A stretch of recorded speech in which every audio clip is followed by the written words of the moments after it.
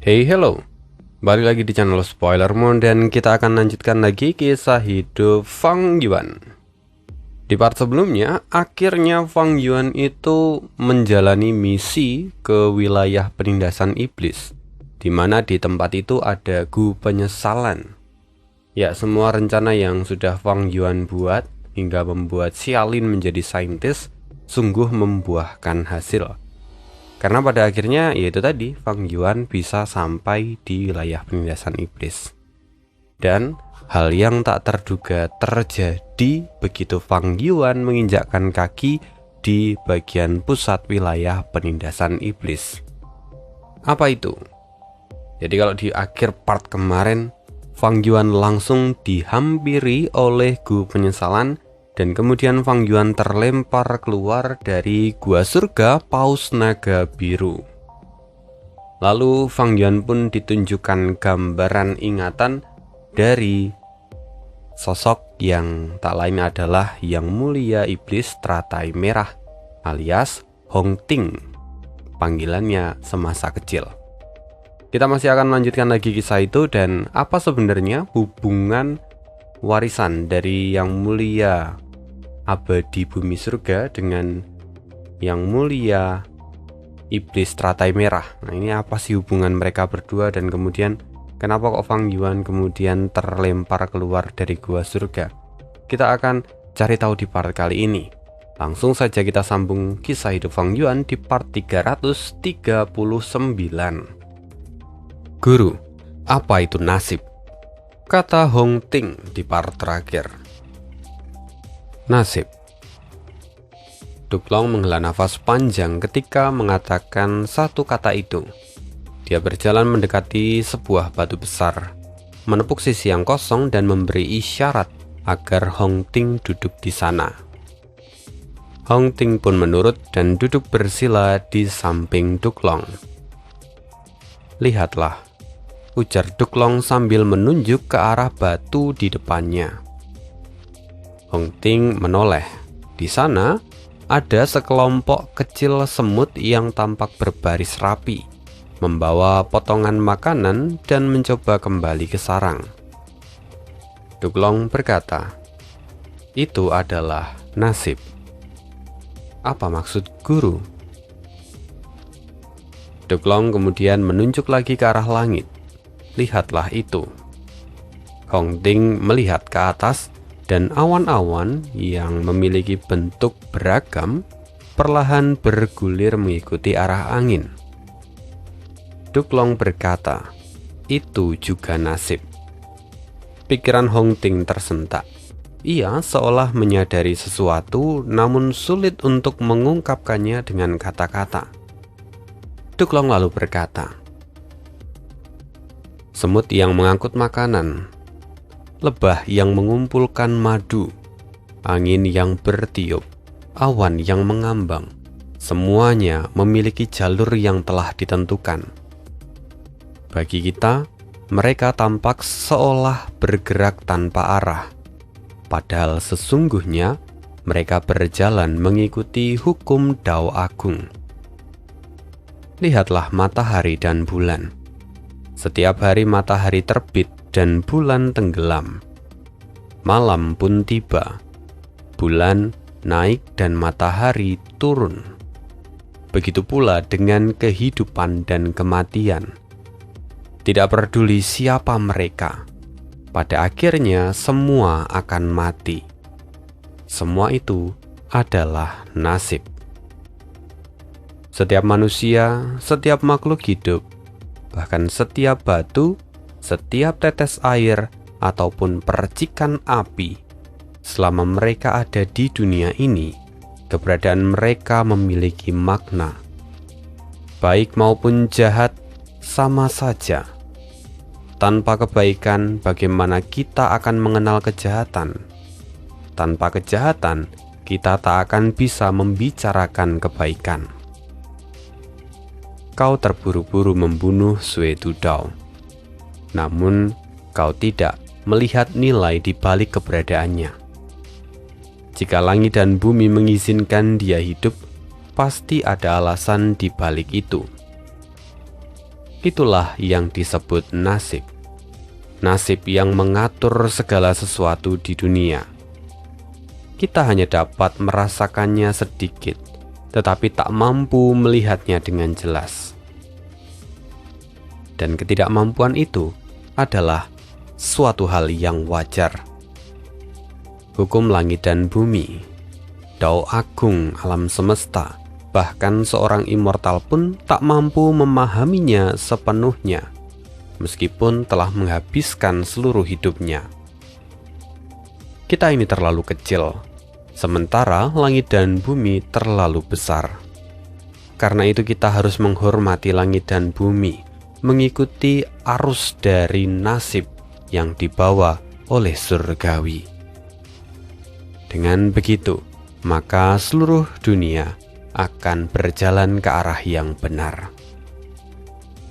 Pernikahan orang tuamu adalah bagian dari pengaturan nasib. Nilai terbesar mereka adalah membawamu ke dunia ini. Suatu hari, kau akan menjadi yang mulia abadi, dan itu juga adalah pengaturan nasib.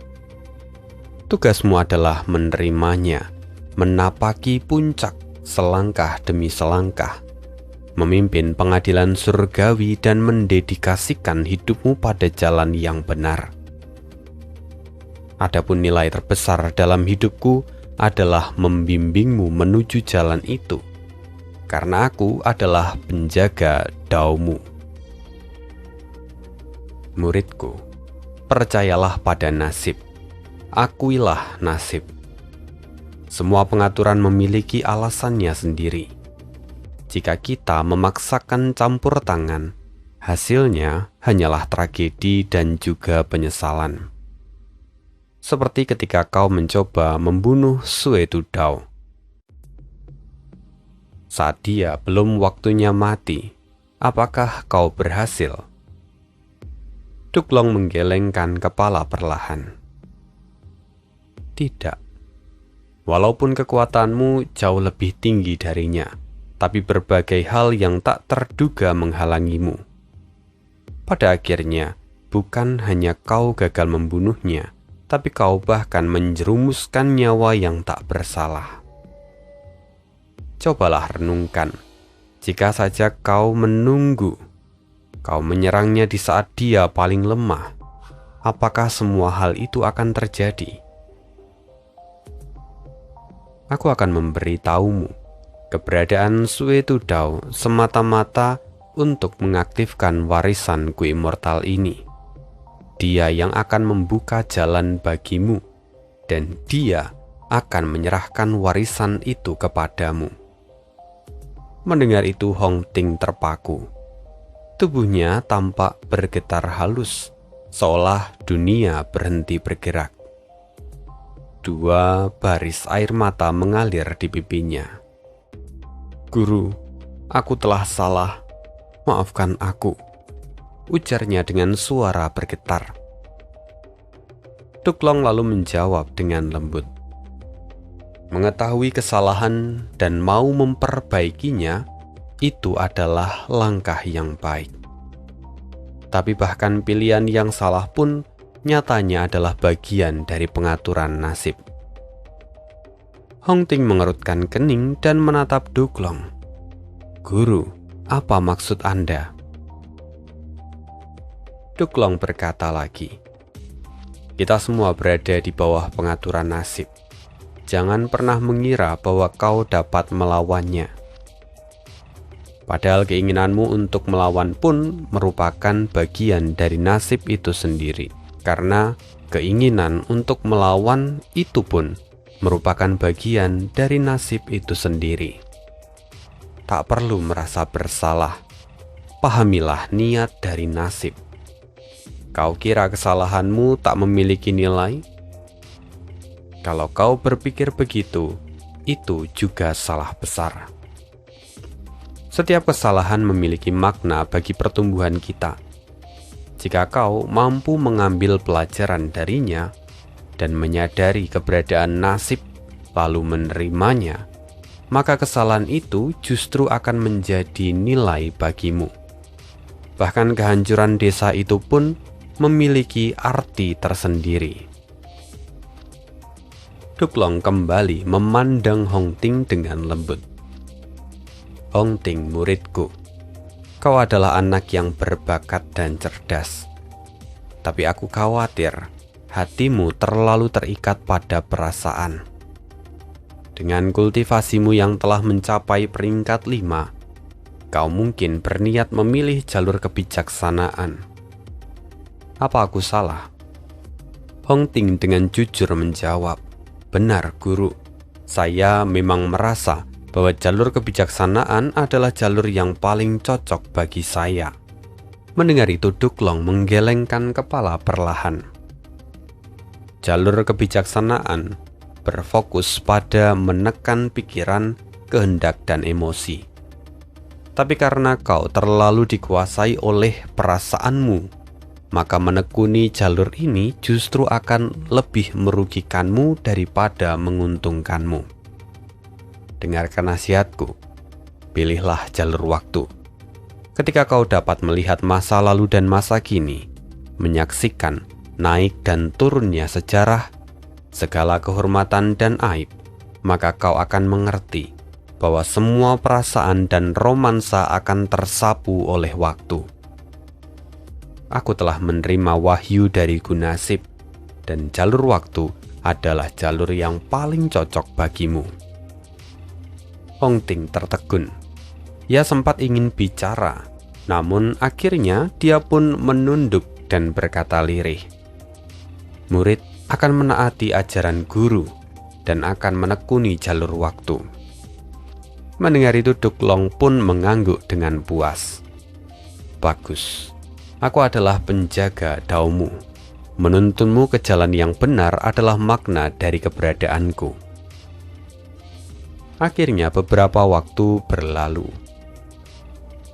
Di suatu pagi, Hong Ting kembali menghadap Duklong. Murid memberi hormat kepada guru. Bolehkah saya tahu untuk apa guru memanggil saya? Duklong menatap jauh, matanya dalam dan tenang. Dia berkata, muridku, aku telah merasakan arus nasib. Sungai Bunga Terapung akan meluap dan alirannya akan menyimpang. Aku ingin kau pergi menyelamatkan mereka yang terkena bencana. Tapi ingat, jangan bertindak sebelum waktunya tiba. Kau hanya boleh bergerak setelah 3 hari 3 malam. Baik, guru. Hong Ting pun segera berangkat. Lalu sesampainya di tepi sungai Bunga Terapung, dia melihat banjir besar yang menenggelamkan segala sesuatu di dalam jalurnya. Banyak makhluk kehilangan tempat tinggal, dan tubuh-tubuh yang tak bernyawa hanyut di atas arus yang deras. Hong Ting menahan gejolak emosinya. Dia mengikuti arahan dari Duklong. Dia menunggu selama 3 hari 3 malam. Lalu ketika waktunya telah tiba, keajaiban terjadi. Air sungai mulai surut dengan sendirinya, dan di beberapa tempat muncul rawa-rawa baru yang mengeringkan luapan air. Dan tidak jauh dari lokasinya berada, aura dari Gu Immortal liar perlahan muncul. Hong Ting segera bergerak dan menaklukkan Gu liar itu. Ia tersenyum ketika memegang Gu yang ada di tangannya. Luar biasa, ini adalah Gu yang sangat cocok denganku. Gu Immortal jalur waktu peringkat 7. Tapi, kekuatan Gu liar itu juga menarik 2 binatang buas abadi yang sedang berkeliaran di wilayah itu.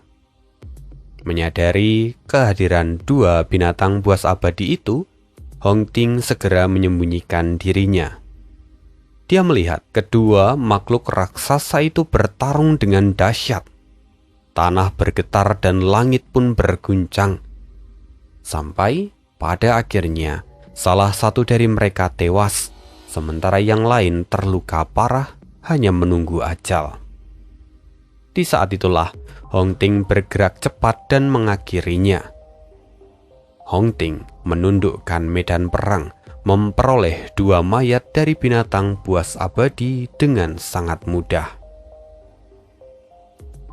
Ia tampak berdiri di tengah sisa-sisa pertempuran, memandangi darah yang mengalir dan tanah yang berubah warna.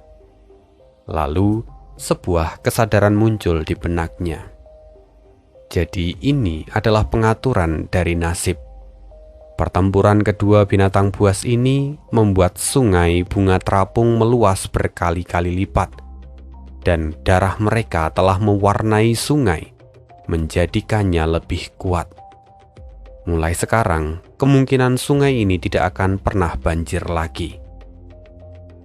Hong Ting juga menatap ke daerah sekitar yang kini penuh dengan lumpur bercampur dengan esensi darah.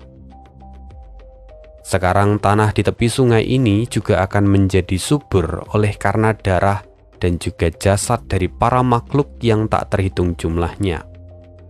Di masa depan, para manusia fana yang tinggal di sini akan diberkati oleh kemakmuran. Setelah itu, gambaran memudar dan kembali waktu berlalu.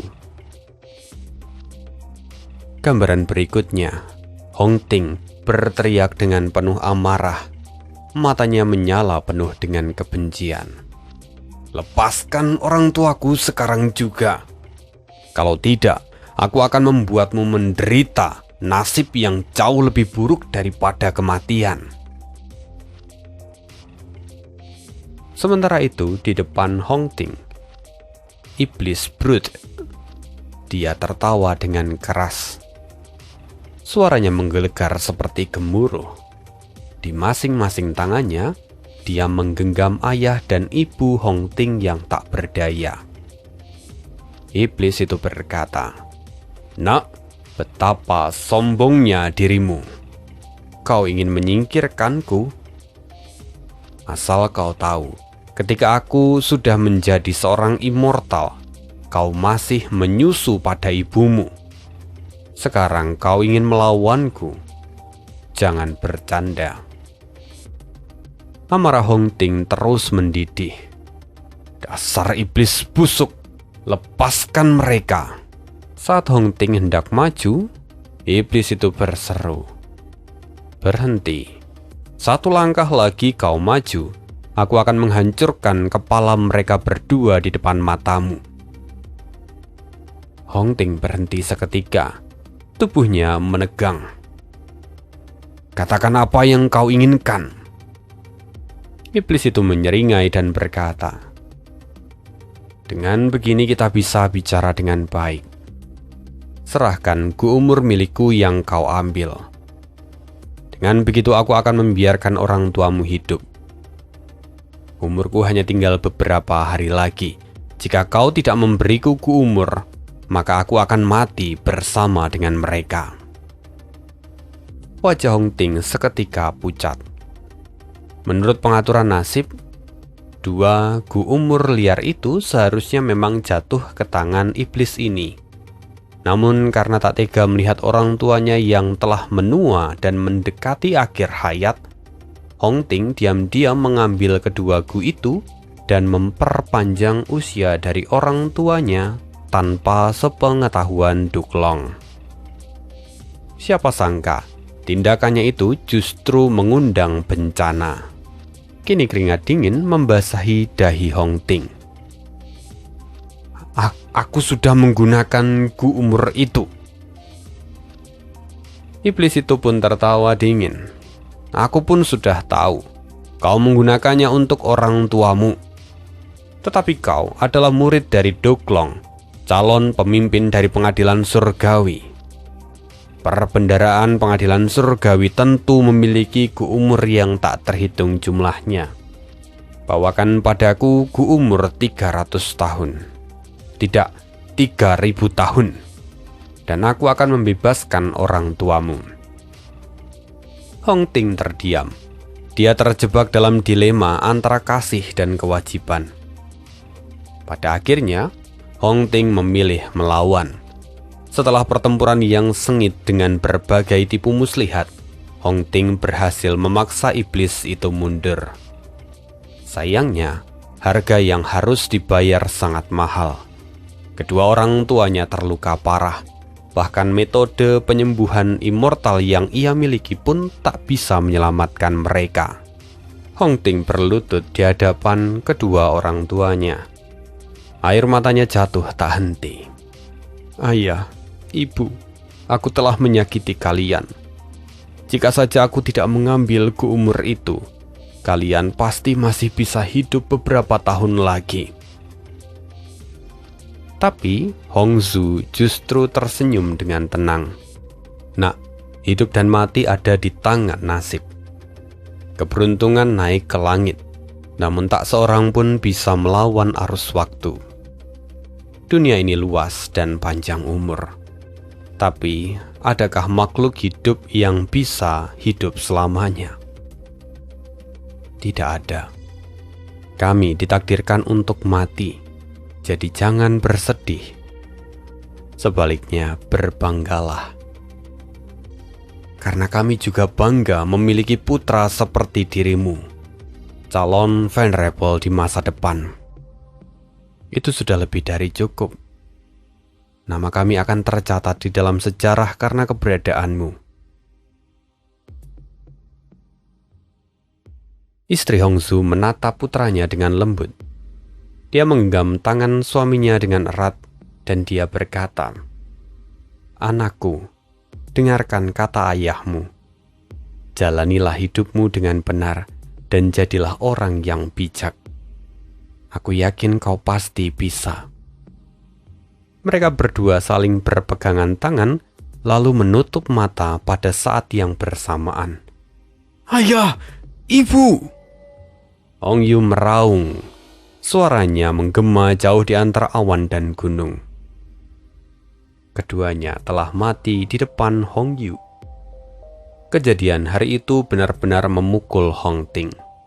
Tetapi seiring berlalunya waktu, pengalaman serta kedewasaan telah menambah karisma dalam dirinya. Sampai suatu hari, di bawah cahaya senja, dia melihat seorang wanita yang menawan hatinya. Wanita itu dikenal dengan nama Liu Suxian. Saat pandangan mata mereka saling bertemu, dalam sekejap jantung keduanya berdebar. Suasana yang tak terlukiskan dengan cepat menyelimuti udara di sekitar mereka. Itulah cinta pada pandangan pertama. Dan sejak itu, mereka berdua saling mengenal, hidup bersama, tumbuh bersama, dan hidup bersama. Hong Ting benar-benar merasa puas. Dia sungguh bahagia karena ia belum pernah merasakan rasa cinta yang meluap-luap seperti saat ini. Setelah itu, waktu pun berlalu. Mereka selalu bersama, dan segalanya terasa selaras. Seolah-olah mereka memang diciptakan untuk bersama. Mereka menjelajahi dunia, makan di bawah cahaya bulan, dan berbagai cerita tanpa henti. Dengan satu tatapan mereka bisa saling mengerti. Mereka benar-benar menjadi pasangan sejati dan hidup berdampingan selama ratusan tahun. Dalam perjalanan kultivasi yang panjang itu, mereka tak pernah bertengkar, bahkan tak sekalipun saling membenci. Liu Suxian menemani Hong Ting menembus batas demi batas. Dari peringkat 8, akhirnya menuju peringkat 9. Dan saat itulah, akhirnya Hong Ting mencapai kedudukan seorang venerable. Sayangnya jalan menuju ke titik itu penuh dengan kesengsaraan yang tak terbayangkan. Duklong terluka parah. Beberapa immortal dari pengadilan surgawi gugur. Sementara Hong Ting kini tampak memeluk tubuh Liu Suxian yang perlahan tampak memucat. Air mata menetes dari wajah Hong Ting. Ia menggenggam erat tangan Liu Suxian. Dia berulang kali memohon, "Jangan tinggalkan aku. Aku mohon jangan tinggalkan aku. Bertahanlah hidup. Tapi Liu Susian tersenyum lembut. Tak ada gunanya. Aku dilanda kesengsaraan abadi. Masih bisa meninggalkan jejak jiwaku untuk melihatmu terakhir kali, itu sudah merupakan anugerah yang besar. Bagaimana bisa aku meminta lebih dari itu? Hong Ting terus menyalahkan dirinya. Aku sungguh tak berguna. Aku menyebabkan semua ini terjadi padamu. Air matanya terus mengalir. Tapi Liu Susian menyentuh pipi Hong Ting dan berkata, "Tidak, Hong Ting. Kesengsaraan itu hanya bisa dihalangi oleh karena tubuh khususku. Bahkan jika kalian semua mengorbankan nyawa, hasilnya akan tetap sama saja. Aku memang terlahir dengan salah satu tubuh dari 10 fisik ekstrim. Aku bertemu denganmu, dan semua itu adalah pengaturan dari nasib. Di saat kau diambang kematian, aku akhirnya mengerti makna hidup dariku, yaitu untuk melindungimu, menahan kesengsaraan untukmu, dan membantumu naik menjadi seorang venerable. Sekarang, tugasku telah selesai." Tidak, Xian Er. Aku lebih rela tidak menjadi venerable daripada kehilanganmu. Hong Ting meraung, suaranya menjadi parau. Tubuhnya gemetar dan air mata membasahi pipinya. Segala sesuatu di dunia ini telah ditetapkan oleh nasib. Hong Ting, kau tak boleh berpikiran seperti itu. Kau harus hidup dengan benar. Nasibmu adalah menjadi venerable, memimpin pengadilan surgawi dan menegakkan jalan yang benar di seluruh dunia. Tahukah kamu, aku selalu ingin melihat pemandangan itu dan berdiri di sampingmu. Kau yang membawa berkah bagi seluruh dunia dengan kekuatan yang tak terkalahkan. Sayang sekali, aku tak bisa menyaksikannya. Suara Liu Susian semakin lemah dan kekuatan hidupnya perlahan menghilang. Akhirnya, Liu Susian jatuh terkulai dan meninggal. Kepala Hong Ting tertunduk. Bayangan tebal menyelimuti wajahnya. Pada saat itu, dia seolah kehilangan seluruh makna hidupnya. Dia tak bergerak, tak bicara seperti patung batu yang membisu. Di dalam apertur abadi miliknya, Ki langit dan bumi bergolak. Ki yang tersisa berputar dan berkumpul membentuk sebuah gu peringkat 8. Gu yang terbentuk dari cerminan sempurna keadaan hatinya saat ini. Disitulah terbentuk Gu Immortal peringkat 8, Gu penyesalan. Duklong merasakan aura dari Hong Ting. Dia batuk dan bahkan muntah darah, tetapi dia memaksakan diri berjalan tertatih-tatih ke arah Hong Ting. Muridku, kematian Liu Susian bukanlah tanpa makna. Ini adalah pengorbanan yang layak dan berharga. Jadi jangan bersedih. Semua ini adalah pengaturan dari nasib. Kini kau telah menjadi seorang venerable. Kau masih memiliki masa depan yang panjang. Misi barumu baru dimulai. Aku akan turun dari tahta dan pengadilan surgawi serta 5 wilayah akan berada di bawah naunganmu. Tapi Hong Ting perlahan mengangkat kepalanya. Tatapannya terpaku dan matanya merah. Dia berkata, "Aku menyesal." Duklong terkejut dan berkata, "Apa yang kau katakan?" Hong Ting sekali lagi menjawab dengan tegas, "Aku mengatakan aku menyesal."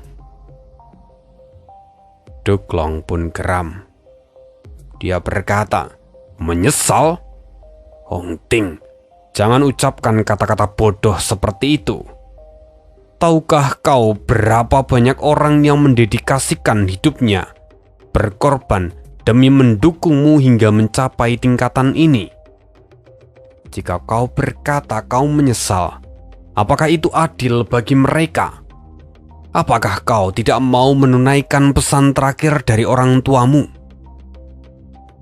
Apa kau ingin mengecewakan mendiang istrimu? Bagi para immortal yang menolongmu, melewati kesengsaraan dengan mengorbankan diri mereka, apa semuanya tak ada harganya?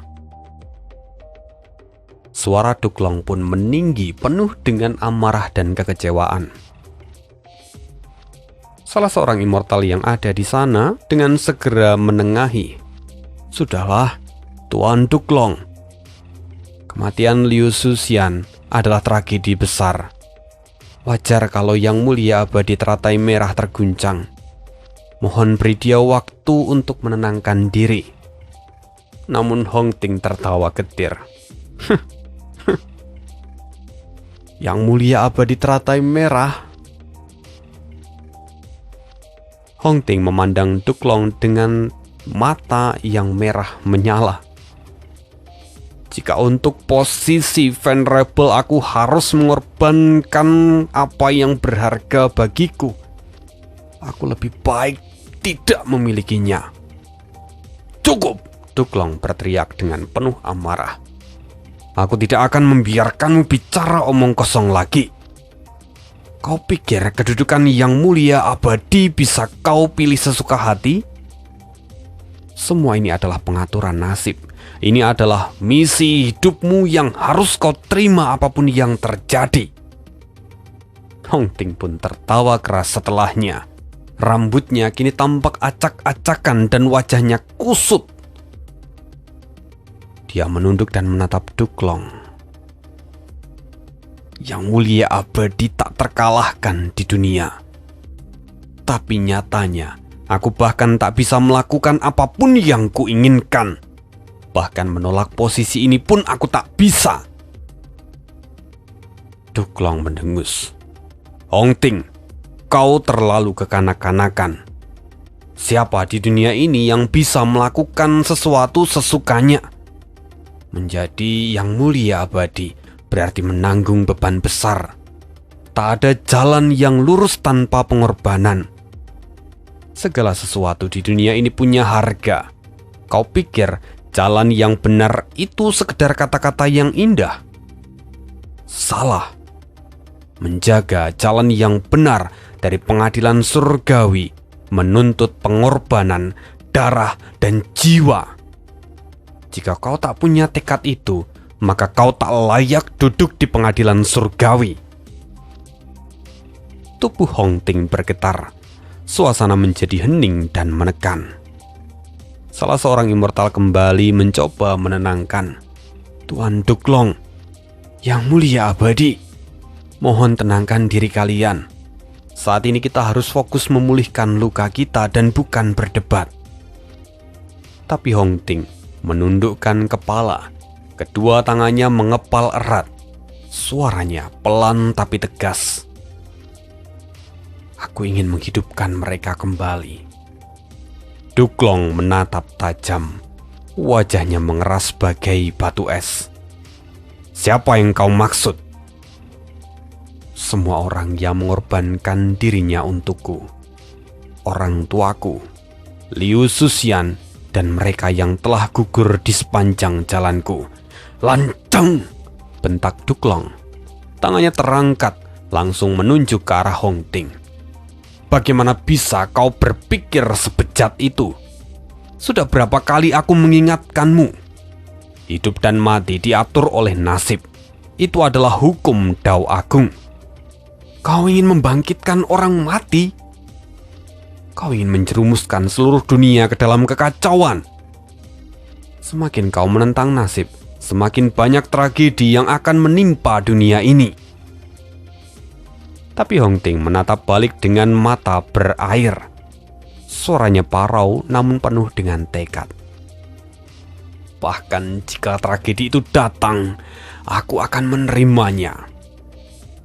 Guru, aku hanya ingin tahu mengapa kita harus tunduk pada nasib. Mengapa kita harus menerima pengaturan dari nasib?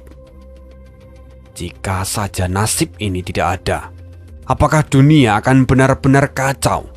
Atau justru dunia ini akan menjadi tempat yang lebih baik? Kata-kata itu membuat tubuh Dunklong bergetar hebat. Dia terpaku di tempat. Para immortal yang lain saling berpandangan, kemudian perlahan melangkah mundur. Mereka kini seakan tak bisa mengenali Hong Ting. Dia seolah menjadi seseorang yang asing dan berbahaya. Yang Mulia Abadi, tolong, Yang Mulia Abadi, pikiran Anda terlalu berbahaya. Yang lain menyahut, benar, tanpa nasib, umat manusia tak akan bisa bertahan. Gunasib adalah harta tertinggi dari pengadilan surgawi, kata mereka bersahutan. Hong Ting menatap mereka. Tatapannya kosong, namun dalam sorot mata yang tersimpan kesempian yang teramat dalam. Di tengah kerumunan yang menentang dirinya, dia seolah menjadi satu-satunya makhluk hidup di dunia. Akhirnya, Hong Ting tenggelam dalam kemarahannya dan melukai Gunasib. Waktu berlalu. Singkat cerita, ada satu sosok yang berdiri sendirian. Wajahnya tampak penuh dengan penyesalan. Rambutnya acak-acakan. Wajahnya memancarkan ribuan bekas perjalanan hidup. Dia seperti seorang laki-laki yang telah menjalani dunia, namun tak lagi memiliki rumah untuk kembali. Wajah itu masih menyisakan sorot dari Hong Ting di masa lalu. Tapi ekspresinya kini telah berubah total. Ya, dia adalah Hong Ting alias Teratai Merah. Jadi julukan Teratai Merah itu muncul setelah dia menjadi seorang venerable. Dan sebenarnya nama Hong Ting itu sendiri juga merujuk pada kata Teratai Merah karena Hong Ting memiliki tanda teratai merah sejak dia lahir. Tapi penyebutan nama Hong Ting itu sudah dari dia kecil, tetapi teratai merah disebut ketika dia sudah menjadi seorang venerable atau yang mulia. Namun setelah dia mengkhianati pengadilan surgawi, melukai Gunasib, Hong Ting atau teratai merah tidak lagi dikenal sebagai yang mulia abadi, tetapi dikenal sebagai yang mulia iblis teratai merah. Sekarang, teratai merah atau Hong Ting, dia berada di aliran sungai waktu. Dia tampak menghela nafas dan bergumam lirih. Waktunya untuk meninggalkan warisanku telah tiba. Ia perlahan turun. Kakinya berhenti tepat sebelum menyentuh permukaan sungai waktu. Lalu, pulau teratai batu pertama muncul dan menjadi tonggak warisannya. Dia juga mengatakan bahwa teratai batu itu akan digunakan untuk menempatkan Gu Penyesalan sebagai inti warisannya dan juga meninggalkan wasiat untuk penerusnya di masa depan, yang mana penerusnya adalah iblis dari dunia lain. Lalu setelah menyelesaikan semua pengaturannya, tubuh dari teratai merah perlahan terbang meninggalkan tempat itu. Dan waktu berlalu lagi, tak seorang pun tahu sudah berapa lama. Kemudian muncullah seorang tamu yang datang bertemu dengan pulau teratai batu. Pakaiannya sederhana, tubuhnya kurus, kepalanya botak. Wajahnya biasa saja, kakinya pun telanjang tak berkasut. Dia seperti seorang petani yang baru pulang dari ladang.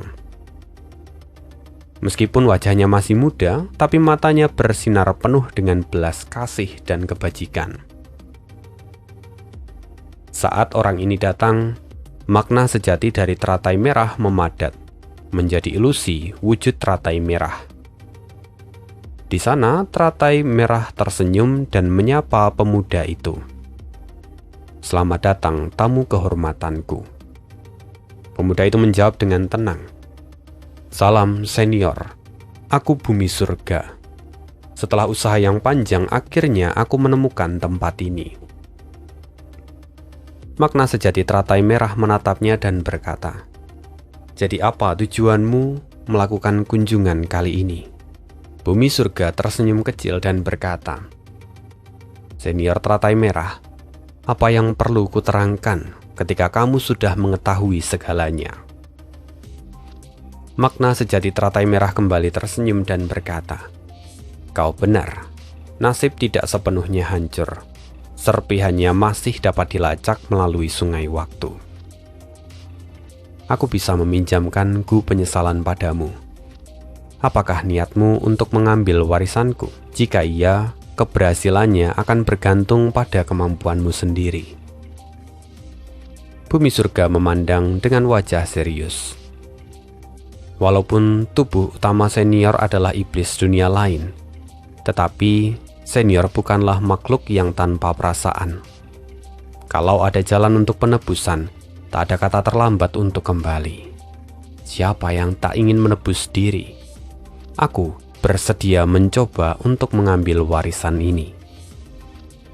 Makna sejati dari teratai merah tertawa pelan. Baiklah kalau begitu. Saat tubuh utamaku dulu membangun pulau batu ini, memang tubuh utamaku masih menyimpan kekhawatiran. Aku tidak sepenuhnya yakin akan mampu bertahan melawan pengadilan surgawi. Namun denganmu yang turun tangan, aku bisa tenang. Karena itu terimalah gu penyesalan ini. Setelah itu gu penyesalan melayang ke tangan Bumi Surga. Saat merasakan gu itu, Bumi Surga berkata dengan nada kagum, Sungguh layak disebut sebagai gu penyesalan. Gu ini terus-menerus memancarkan perasaan penuh dengan penyesalan yang tiada akhir. Hanya orang dengan sedikit penyesalan di hatinya yang mampu menahan cacat terbesarnya. Kalau tidak, siapapun yang mendekat akan tenggelam dalam kesakitan dan penyesalan yang tak berakhir. Jika saja bukan karena budidayaku yang sudah mencapai peringkat 9, mungkin aku pun tak akan sanggup menekannya. Makna sejati teratai merah kembali menatap dalam-dalam dan berkata, Tampaknya kau pun masih menyimpan penyesalan di hatimu. Bumi Surga tersenyum lembut. Memangnya siapa di dunia ini yang hidup tanpa penyesalan? Setelah itu Bumi Surga menyimpan gu penyesalan di dalam apertur abadinya. Kemudian dia menunduk dan berkata, Kalau begitu saya pamit. Setelah urusan saya selesai, saya akan mengembalikan gu ini. Singkat cerita, Fang Yuan tersadar. Tatapan kosongnya mulai terfokus, dan kebingungan di wajahnya kini telah menghilang. Ia baru saja menelusuri kenangan yang ditinggalkan oleh teratai merah di tempat ini. Dia kini memahami sepenuhnya sebab dan akibat dari semua yang terjadi. Ternyata semuanya adalah bagian dari pengaturan teratai merah. Termasuk kenapa kok sebelumnya Fang Yuan langsung dihampiri oleh gu penyesalan dan terlempar keluar dari gua surga Paus Naga Biru. Alasannya karena teratai merah sudah meninggalkan pengaturannya. Karena gu penyesalan dibawa oleh Bumi Surga dan diletakkan di dalam gua surga Paus Naga Biru, lalu saat gu penyesalan itu bertemu dengan Fang Yuan, secara instan pengaturan teratai merah seketika aktif dan Fang Yuan dipindahkan. Dan Fang Yuan langsung dipindahkan ke sungai waktu, tepatnya di Pulau Teratai Batu, tempat di mana teratai merah meninggalkan warisan sejatinya. Fang Yuan menyadari itu dan bergumam, tak kusangka setelah sekian lama mereka tiada, pengaturan teratai merah dan juga Bumi Surga masih terus bekerja. Fang Yuan menghela nafas panjang, menatap makna sejati teratai merah yang kini ada di hadapannya, dan gu penyesalan peringkat 8 yang ada di tangan makna sejati teratai merah. Melihat Fang Yuan, makna sejati teratai merah kembali tersenyum hangat dan berkata, Fang Yuan, akhirnya kau telah tiba. Aku tak perlu mendengarkan penjelasan apapun. aku tahu kau telah berusaha sekuat tenaga untuk menghancurkan Gu Nasib.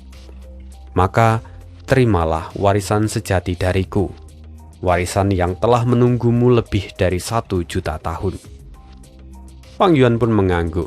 Dia mengulurkan tangannya untuk mengambil Gu penyesalan. Tapi makna sejati teratai merah buru-buru memperingatkan Fang Yuan. Berhati-hatilah, Gu penyesalan tidak bisa disentuh secara langsung. Sekalipun kau berhasil memperbaikinya, kau akan tenggelam dalam lautan penyesalan tanpa akhir. Aku sudah menyiapkan metode khusus untukmu. Kau hanya perlu mengikutinya. Tak perlu, kata Fang Yuan memotong. Tanpa ragu sedikit pun, Fang Yuan langsung menggenggam Gu penyesalan dan memperbaikinya di tempat. Melihat itu, makna sejati teratai merah pun terkejut. Fang Yuan memang bukan seseorang yang tidak memiliki penyesalan, tetapi Fang Yuan adalah orang yang telah berhasil menghapuskan semua penyesalannya di masa lalu. Di kehidupan ini, dia adalah sosok yang hanya fokus pada tujuannya untuk menjadi yang terkuat dan menjadi abadi untuk selamanya. Karena itu, Fang Yuan mampu memegang Gu penyesalan tanpa terpengaruh sedikit pun. Setelah itu, Fang Yuan lalu mewarisi warisan dari teratai merah. Beberapa hari pun berlalu, dan dalam waktu singkat itu, Fang Yuan telah menyerap makna sejati dari teratai merah. Pencapaiannya pada jalur waktu melonjak pesat, menembus batas manusiawi dan mencapai tingkat Grandmaster Agung. Dengan tingkat pencapaiannya ini, pandangan Fang Yuan terhadap sungai waktu telah berubah drastis. Ia tak lagi hanya melihat arus dan cahaya, melainkan menembus hingga ke hakikat waktu itu sendiri. Setiap gelombang air seolah memancarkan prinsip alam semesta. Kedalaman Dao Agung terbentang di hadapannya, mengangkat sedikit tirai misteri dunia dan memperlihatkan sekilas dari hukum-hukum yang mengatur keberadaan dunia. Pencapaian ini memberikan peningkatan menyeluruh pada semua aspek. Sebagai contoh, untuk gerakan pembunuh abadi jalur waktu yang kompleks, Fang Yuan kini mampu memahami esensi terdalamnya dan memodifikasi komposisi Gu yang terlibat, bahkan memulihkan kekuatan sejatinya. Begitu pula dengan Gu immortal jalur waktu Xiacha yang dia miliki beserta dengan gerakan pembunuhnya. Fang Yuan kini bisa menyesuaikan dan menyempurnakannya agar lebih sesuai dengan dirinya. Namun pertumbuhan terbesarnya terletak pada resep Gu immortal jalur waktu. Dengan tingkat Grandmaster Agung di jalur waktu dan juga jalur penyempurnaan, Fang Yuan kini memiliki keyakinan yang tinggi untuk memodifikasi ataupun menyempurnakan setiap resep Gu immortal dari jalur waktu. Tak diragukan lagi, makna sejati teratai merah adalah harta yang paling berharga di pulau ini. Dan di bawahnya tentu ada Gu penyesalan peringkat 8. Tanpa memandang status legendaris sekalipun, hanya dari tingkat peringkatnya, nilai Gu ini sudah tak ternilai. Dengan Gu ini, Fang Yuan kini memiliki 5 Gu immortal peringkat 8. Dengan semua itu, Fang Yuan dapat membangun kolam penyesalan tanpa hambatan yang berarti. Tentu saja prosesnya tetap menantang, tapi rintangan terbesarnya telah sirna berkat adanya Gu penyesalan. Lalu saat teratai merah meninggalkan warisan sejatinya, dia juga telah memperhitungkan kemungkinan bahwa Fang Yuan akan menjadi penerusnya. Karena itu, dia juga menyiapkan sejumlah besar material abadi dari jalur waktu dengan tingkat kemurnian tinggi. Dengan Gu penyesalan ditambah dengan material abadi yang sudah disediakan oleh teratai merah, Fang Yuan kini hanya perlu mengikuti prosedur dan bisa membangun kolam penyesalan dengan mudah. Bahkan, dengan pencapaiannya saat ini, Fang Yuan bisa menciptakan rumah Gu yang bahkan melampaui rancangan asli dari kolam penyesalan. Dengan semua sumber daya ini, Fang Yuan akhirnya dapat memulai tahap terbesar dalam hidupnya, yaitu memperbaiki Gu secara massal. Di satu sisi dia dapat menyempurnakan dan memperbanyak Gu Immortal jalur waktu, dan di sisi lain dia dapat memajukan peringkat dari Gu Immortal yang telah dia punya. Material abadi jalur waktu peninggalan teratai merah itu sungguh memiliki kualitas yang luar biasa. Bahkan tingkat terendahnya saja adalah peringkat 7. Sementara sebagian besar justru berada di peringkat 8. Kalau pengadilan surgawi sampai melihat kekayaan ini, mereka pasti akan menangis darah. Karena selama ini mereka telah berusaha mati-matian menghambat Fang Yuan. Mereka membeli semua sumber daya jalur waktu di toko kuning. Tetapi kini, semua upaya itu tidak lebih dari sekedar lelucon yang tak berarti. Warisan sejati teratai merah berisikan makna sejati teratai merah sendiri, Gu penyesalan dan sejumlah besar material abadi jalur waktu, serta berbagai gerakan pembunuh. Salah satu gerakan pembunuh yang paling berguna bagi Fang Yuan adalah gerakan pembunuh abadi yang menggunakan Spring Autumn Cicanda sebagai intinya, di mana gerakan pembunuh itu meningkatkan kesuksesan dari penggunaan Spring Autumn Cicanda dari yang semula kurang dari 50% menjadi 100%. Kelemahan dari penggunaan Spring Autumn Cicanda itu ada dua, yaitu peluang keberhasilan yang sangat rendah dan efek samping yang fatal, yaitu menyebabkan penurunan keberuntungan secara drastis. Tetapi dengan gerakan pembunuh yang ditinggalkan oleh teratai merah, di situ Fang Yuan bisa menghilangkan peluang keberhasilan terendah. Jadi dia pasti berhasil meskipun nilai penurunan keberuntungannya tetap ada. Meski begitu, gerakan pembunuh ini jelas sangat berguna bagi Fang Yuan. Dan karena itu, Fang Yuan juga bertekad untuk terus meningkatkan Spring Autumn Cicanda. Selain itu masih ada satu lagi gerakan pembunuh yang sangat penting, yaitu gerakan diri masa depan. Meski tidak terlalu berguna bagi Fang Yuan, tetapi Fang Yuan bisa memberikannya kepada Ying Wuxie ataupun yang lain, sehingga kekuatan tempur mereka akan meningkat. Karena prinsip dari gerakan pembunuh diri masa depan ini adalah meminjam kekuatan tempur dari dirinya saat di masa depan. Maksudnya gimana tuh? Misalnya gini, seorang immortal peringkat 6 saat ini sedang bertarung, lalu kemudian dia menggunakan gerakan pembunuh diri masa depan. Kalau di masa depan dia berada di peringkat 8, maka dia bisa menggunakan kekuatan dari seorang immortal peringkat 8. Ya, meminjam sementara dari kekuatannya di masa depan. Mungkin kelemahannya adalah ketika di masa depan dia hanya bertahan di peringkat itu saja, misalnya peringkat 5 ya tetap peringkat 5, maka dia tidak akan bisa meminjam kekuatan dari masa depan. Mungkin karena tidak terlalu dijelaskan lebih detail. Tapi yang jelas, gerakan pembunuh ini memberi Fang Yuan kekuatan yang sangat besar karena para anggota dari Sekte Bayangan bisa memiliki kekuatan yang lebih tinggi. Sayangnya ada satu penyesalan bagi Fang Yuan, bahwa di dalam warisan yang ditinggalkan oleh teratai merah itu tidak dijelaskan sesuatu yang berkaitan dengan cara menghancurkan Gu Nasib. Kenapa begitu? Karena makna sejati teratai merah sempat berkata bahwa tidak ada jalan pintas untuk menghancurkan Gu Nasib. Semua harus dilakukan setahap demi setahap. Kalaupun ada jalan pintas, Fang Yuan tidak boleh meremehkan pengadilan surgawi, karena bisa jadi jalan yang terlihat pintas itu hanyalah jebakan. Karena itu, Fang Yuan kini hanya bisa mengandalkan dirinya sendiri, terus meningkatkan kekuatannya agar bisa menghancurkan Gu Nasib. Satu hal lagi yang membuat Fang Yuan sedikit merasa menyesal walaupun dia sudah bisa memprediksinya, yaitu keberadaan dari pulau batu yang lain.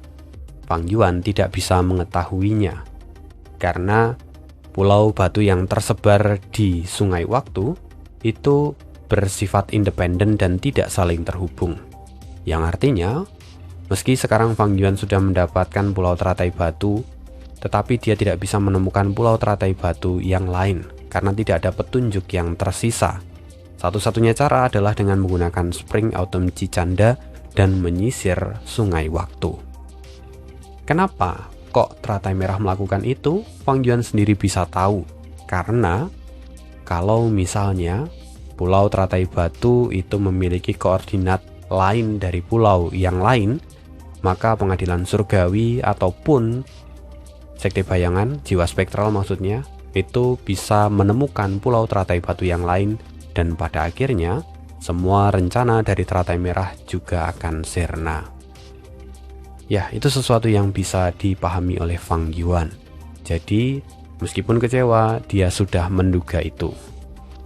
Dan pada akhirnya, itulah kisah hidup Fang Yuan hari ini. Kelanjutan dari cerita yang begitu panjang di dalam Gua Surga Paus Naga Biru, ternyata memiliki hubungan yang sangat dalam dengan warisan yang ditinggalkan oleh teratai merah.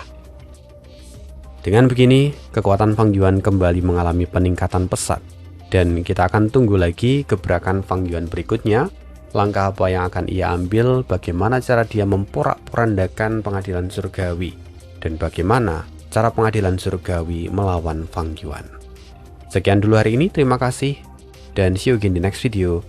Bye.